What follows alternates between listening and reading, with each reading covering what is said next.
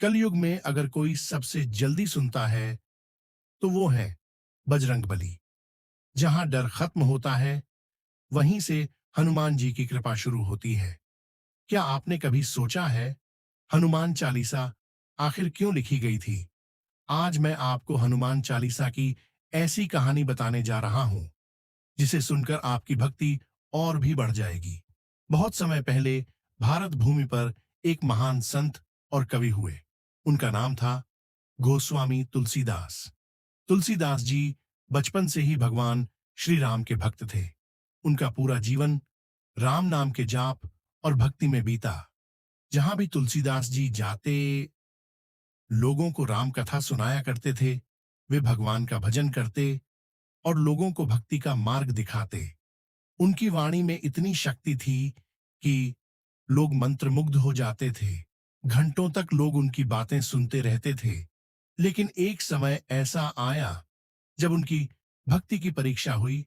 उस समय भारत में मुगल सम्राट अकबर का शासन था। अकबर ने तुलसीदास जी की ख्याति के बारे में सुना। लोगों ने अकबर से कहा कि तुलसीदास जी बहुत बड़े संत हैं और उनके पास दिव्य शक्ति भी है।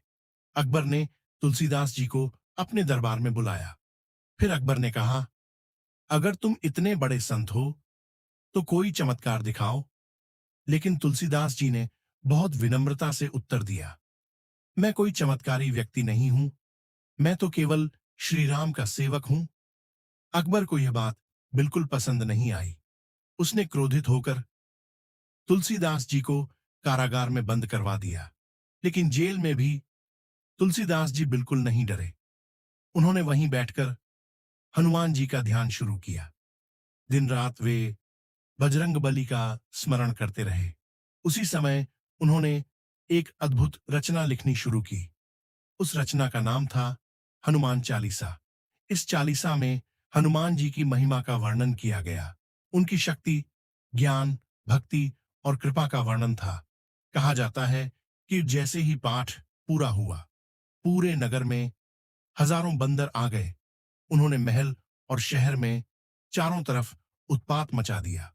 लोग डर गए। पूरा राजमहल कांप उठा। अकबर भी यह देखकर आश्चर्यचकित रह गया। तब उसे समझ आया कि यह किसी साधारण संत की शक्ति नहीं, ये सब हनुमान जी की कृपा थी। अकबर ने तुरंत तुलसीदास जी को मुक्त कर दिया और सम्मान के साथ उन्हें विदा किया। हनुमान चालीसा में कुल 40 चौपाइयां हैं, इसीलिए इसका नाम हनुमान चालीसा रखा गया।